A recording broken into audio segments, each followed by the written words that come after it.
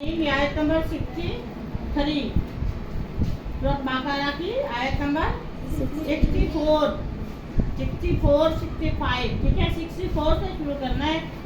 सुम्मा फिर तवल्लई तवल्ला एक ने मुंह फेरा, तवल्लई तुम सब ने मुंह फेर लिया बनी इसराइल मिन बादी इसके बाद जालिका इस सजा के बाद, यानी अल्लाह ताला के अहकामात तो रैत नाजिल होने के बाद आपने उसको जानने के बाद भी मुंह फेर लिया। फलौला पस अगर ना होता फजलुल्लाह अल्लाह का फजल अलैकुम तुम पर, ये अल्लाह का फजल था तुम पर, वरहमतुहू और उसकी उस अल्लाह की रहमत थी। यहाँ पे जो हू ज़मीर है वो किसकी तरफ है? अल्लाह की तरफ है। रहमतुहू अल्लाह की रहमत तुम पर थी। लकुंतुम तुम हो जाते, ना होती लकुंतुम तुम जरूर हो जाते मिनल खासिरीन खसारा या नुकसान उठाने वालों में से। ये अल्लाह का फजल था तुम पर और अल्लाह की रहमत थी कि अल्लाह ताला ने आपको अभी तक जिंदा रखा, वरना आप जो है नुकसान उठाने वालों में से यानी अजाब के मुस्तहिक हो जाते। वलकद बस तहकीक अलिमतुम अलिमा उस मर्द ने जान लिया, अलिम तुम सब ने जान लिया।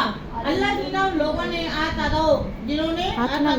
जिन्होंने हद से ज्यादा जो है वो गुजरे हैं या सरकशी की, मिनकुम तुम में से, फिर सबती हफ्ते के दिन, असब्ती हफ्ते का दिन, ठीक है।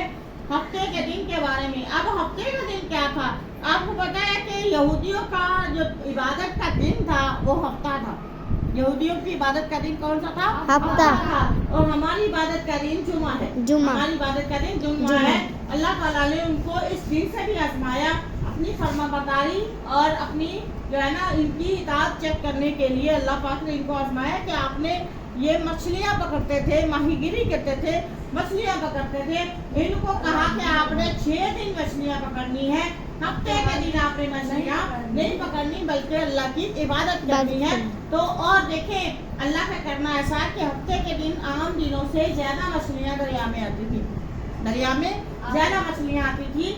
तो वो उनकी आजमाइश, ये भी उनकी आजमाइश थी। उन्होंने अल्लाह से वादा करने के बाद भी हफ्ते के दिन उन्होंने दरिया के साथ जो है ना वो गड्ढे खोद लिए, गड्ढे खोद के वहाँ जाल लगा देते थे।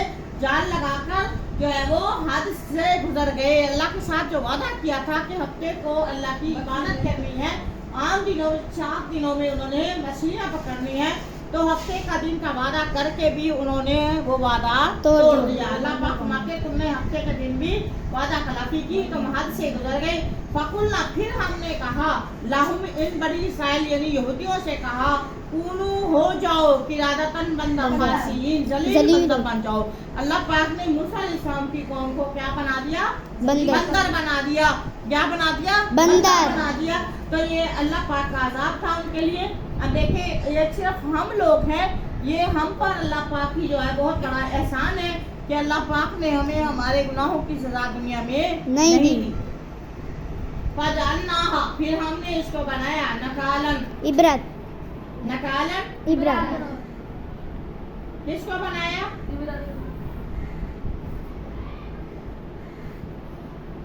इबरत का निशान बना दिया। लिमा उनके लिए बैना यदई है जो उनसे पहले थे, वमा खल्फहा जो उनके बाद आने वाले थे। इनके बंदर बनाने के वाक़े को अल्लाह पाक ने उनको इबरत का निशान बना दिया बनी इसराइल को।